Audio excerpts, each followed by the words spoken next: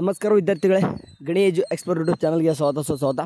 Okay, ಈ ಒಂದು video ನಿಮ್ಗೆಲ್ಲ ಗೊತ್ತಿದೆ ಅಬೌಟ್ ವೆರಿಫಿಕೇಷನ್ ಸ್ಲಿಪ್ ಬಗ್ಗೆ ಮಾತಾಡ್ತಾ ಇದ್ದೇನೆ ಅಂತಂದು. ಓಕೆ, ಇವಾಗ ಏನು ತಮ್ಮನೇಲಿ ನೋಡ್ಕೊಂಬಂದಿದ್ದಾರೆ, ಖಂಡಿತವಾಗ್ಲೂ ಕೂಡ ನಿಮಗೆ ಹೇಗೆ ಡೌ ಮಾಡ್ಕೊಳ್ಳೋದು ಮತ್ತು ಇದ್ರ ಬಗ್ಗೆ ಡೀಟೇಲ್ಸಾಗಿ ನಿಮ್ಗೆ ಮಾತಾಡ್ಬಿಟ್ಟಿದ್ದೀನಿ. ಸರಿ, ಮೊದಲು ವೆರಿಫಿಕೇಷನ್ ಸ್ಲಿಪ್ ಯಾಕೆ ಬೇಕು? ವೆರಿಫಿಕೇಷನ್ ಸ್ಲಿಪ್ ಯಾಕೆ ಬೇಕಂತಂದರೆ ನಿಮ್ಮ ಆಪ್ಷನ್ ಎಂಟ್ರಿ ಮಾಡೋಕ್ಕೆ ಬೇಕು. ಅದೇ main reason.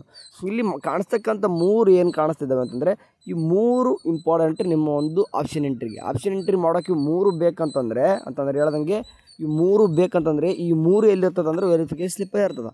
Okay, verification slip ಯಾಕೆ ಕೊಡ್ತಾರೆ ಅಂತಂದರೆ ನಿಮ್ಮ ಒಂದು ಡಾಕ್ಯುಮೆಂಟ್ಸ್ ಎಲ್ಲನೂ ಕೂಡ ವೆರಿಫಿಕೇಷನ್ ಮಾಡೋಕ್ಕೆ. ಓಕೆ, ಅಂದರೆ ನೀವು ಹಾಕಿರ್ತಕ್ಕಂಥ ಡಾಕ್ಯುಮೆಂಟ್ಸ್ ಏನಾದರೂ ಸರಿಯಾಗಿದೆಯಾ ಇಲ್ವಾ ಅಂತಂದು ಒಂದು ಟೈಮ್ ಸರಿ ಎಲ್ಲನೂ ಕೂಡ ಮಾಡಿ ಒಂದು ಸ್ಲಿಪ್ನ ಬಿಡುಗಡೆ ಮಾಡ್ತಾರೆ. ಅಪ್ಪಿತಪ್ಪಿ ಎಲ್ಲಾದರೂ ಒಂದು ಓಕೆ 1000ಕ್ಕೆ ಇಬ್ಬರದು ಒಬ್ಬರು ವೆರಿಫೈ ಆಗಿರಲ್ಲ ಅಂಥ ಒಂದು ಸ್ಟೂಡೆಂಟ್ ನೀವು ಕೆ ಬಡ್ಗೆ ಹೋಗ್ಬೇಕಾಗ್ತದೆ.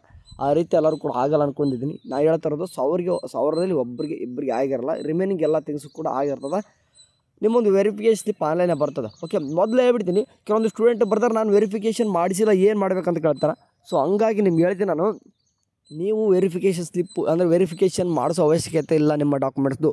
ಈಗಾಗಲೇ ನಿಮ್ಮ ಕಾಲೇಜಿಗೆ ಹೋಗಿ ಕೇಳಿದ್ರು ಒಂದು ಟೈಮ್. ಓಕೆ, ಬಟ್ ನಾವು ಹೋಗಿಲ್ಲ ಬರ್ತಾರೆ ಅಂತ ಹೇಳಿದ್ರೆ ನೀವೇನು ಕೂಡ ವರಿ ಮಾಡೋ ಅವಶ್ಯಕತೆ ಇಲ್ಲ.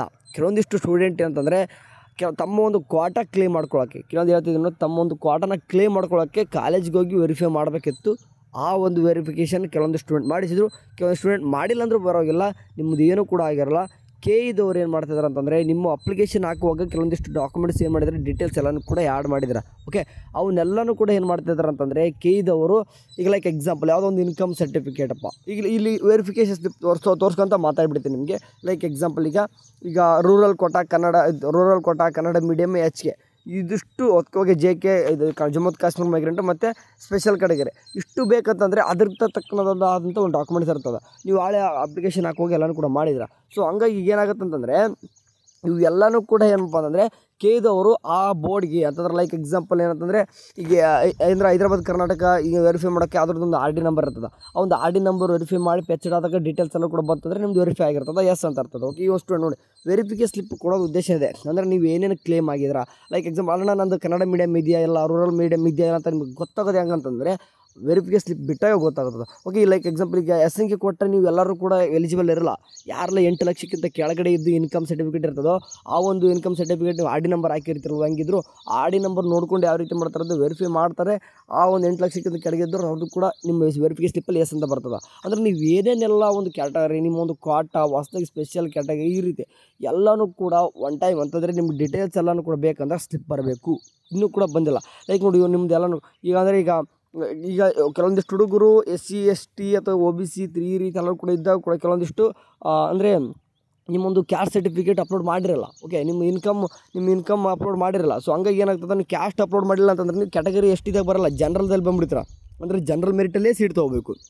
ಹಾಗಾಗಿ ಅಥವಾ ಅಪ್ಲಿಕೇಶನ್ ಹಾಕುವಾಗ ಕೆಲವೊಂದು ಸ್ಟೂಡೆಂಟು ಈಗ ಇನ್ಕಮ್ ಸರ್ಟಿಫಿಕೇಟ್ ಹಾಕಿಲ್ಲ ಅಂತಂದರೆ SNK ಕೂಡ ನೀವು ಎಲಿಜಿಬಲ್ ಇರಲ್ಲ, ಅದು ನೋ ಅಂತ ಬರ್ತದೆ. ಸೊ ಈ ವೆರಿಫಿಕೇಷನ್ ಸ್ಲಿಪ್ ಕೊಡೋ ಉದ್ದೇಶ ನಿಮ್ಮ ಒಂದು ಡಾಕ್ಯುಮೆಂಟ್ಸ್ ಏನೇನು ಇದ್ದಾವೆ ಅದರ ಬೇಸ್ಡ್ ಆದಮೇಲೆ ಒಂದು ಸ್ಲಿಪ್ ಬಿಡ್ತಾರೆ. ಅದರಲ್ಲಿ ನೀವು ಒಂದು ಕೆಲವೊಂದು ಕ್ಯಾಟಗರಿ ನಿಮ್ಮೊಂದು ಕ್ವಾಟಾ ಅಪ್ಲೈ ಆಗಿದ್ದಿಲ್ಲ ಅಂತ ನೋಡ್ಕೊಳ್ಳೋಕೆ ಬೇಕು. ಓಕೆ, ಅರ್ಥ ಆಯ್ತು ಅನ್ಕೊಂತೀನಿ. ಆ್ಯಂಡ್ ಎಸ್ಪೆಷಲಿ ಈ ಸರ್ತಿ ಏನು ಮಾಡ್ತಿದ್ದಾರೆ ಅಂದರೆ ಕ್ಲಾಸ್ A ಮತ್ತು Y ಸ್ಟೂಡೆಂಟ್ಗೆ ಆನ್ಲೈನ್ ಕೊಡ್ತಿದ್ದಾರೆ. ರಿಮೈನಿಂಗ್ ಥಿಂಗ್ಸ್ ಅಂತ ಅಂದರೆ ವೆರಿಫೈ ಮಾಡ್ಕೊಂಡು ಬಂದಿದ್ದಾರೆ ಕೇದಲ್ಲಿ. ಒನ್ ಟೈಮ್ ನಮಗೆ ಕನ್ಫರ್ಮ್ ಮಾಡ್ಕೊರಿ ಏನಂತಂದರೆ ನೀವು ಕೇದಲ್ಲಿ ವೆರಿಫಿಕೇಷನ್ ಸ್ಲಿಪ್ ಕೊಟ್ಟಿದ್ದಾರೆ ಇಲ್ವಲ್ಲ. ಲೈಕ್ ಏನಂತಂದರೆ ಈ ಸರ್ತಿ ಎಲ್ಲ ಒಂದು ಸ್ಟೂಡೆಂಟು ಕೂಡ ಆನ್ಲೈನೇ ಕೊಡ್ತೀವಿ. ಜಸ್ಟ್ ವೆರಿಫೈ ಮಾಡಿ ಕಳಿಸಿದ್ದೀವಿ, ಜಸ್ಟ್ ಒಂದು ಬೇರೆ ಥರ ಸ್ಲಿಪ್ ಕಳಿಸಿದ್ದೀವಿ, ಬಟ್ ಅದರ ಸೀಕ್ರೆಟ್ ಕೂಡ ಪಾಸ್ವರ್ಡ್ ಇಲ್ಲ ಅಂತಂತಂದರೆ ಅಂಥ ಹುಡುಗರು ಕೂಡ ಭಯಪಡೋದು ಬೇಡ. ನಿಮಗೂ ಕೂಡ ನೀವು ಹಂಗೆ ನಿಮಗೆ ಕೇದವ್ರು ನಿಮ್ಗೆ ಏನಾದರೂ ಕೊಟ್ಟಿಲ್ಲ ಅಂತಂದರೆ ನಿಮ್ಮದು ಕೂಡ ಆನ್ಲೈನೇ ಬರ್ತದೆ, ಬೇಡ. ಓಕೆ, ನಾನು ಹೇಳ್ದಂಗೆ ನೀವೇನು ಪದೇ ಎಲ್ಲೂ ಕೂಡ ಹೋಗೋ ಅವಶ್ಯಕತೆ ಇಲ್ಲ, ಆನ್ಲೈನೇ ಬರ್ತದೆ. ಇಲ್ಲಿ ಕಾಣಿಸ್ತಿದೆ ನೋಡಿ, ಈ ಸೀಕ್ರೆಟ್ ಕೂಡ ಇಲ್ಲಿ ಕಾಣಿಸ್ತಿದೆ ನೋಡಿ. ಆಪ್ಷನ್ ಎಂಟ್ರಿ CET ನಂಬರು ಮತ್ತು ಆಪ್ಷನ್ ಎಂಟ್ರಿ ಇಲ್ಲಿ ಕಾಣಿಸ್ತಿದೆ ನೋಡಿ, APP ಅಂತ ಕಾಣಿಸ್ತಿದೆ. ಅದಾದ ತಕ್ಷಣ ಸೀಕ್ರೆಟ್ ಅಂದರೆ ಅಪ್ಲಿಕೇಶನ್ ನಂಬರ್ ಅದು, ಅದಾದ ತಕ್ಷಣ ಸೀಕ್ರೆಟ್ ಕೊಡು. ಇಷ್ಟು ಮೂರು ನಿಮ್ಮದು ಒಂದು ಆಪ್ಷನ್ ಎಂಟ್ರಿ ಮಾಡಬೇಕು. ಇವಾಗ ವಿಷಯಕ್ಕೆ ಬರ್ತೀನಿ, ಯಾವಾಗ ಬಿಡ್ತಾರೆ ಬ್ರದರ್ ಅಂತ ಕೇಳ್ಬೋದು. ಇವಾಗ ಇನ್ನೂ ಕೂಡ 3 to 5 days. ಓಕೆ, ಅಷ್ಟು ದಿನದಲ್ಲಿ ನಿಮ್ಮೊಂದು ವೆರಿಫಿಕೇಷನ್ ಸ್ಲಿಪ್ ಬಿಡೋ ಸಾಧ್ಯತೆ ಇದೆ. ಈಗ ಬಿಟ್ಟಿದ್ರೆ ಅದಕ್ಕೆ ಒಂದು ಸ್ಟೂಡೆಂಟ್ ಕೇಳ್ತಾರೆ, ಇನ್ನೂ ಕೂಡ ಬಿಟ್ಟಿಲ್ಲ, ಇದೊಂದು ವೆರಿಫೈ ಮಾಡೋಕ್ಕಿತ್ತು.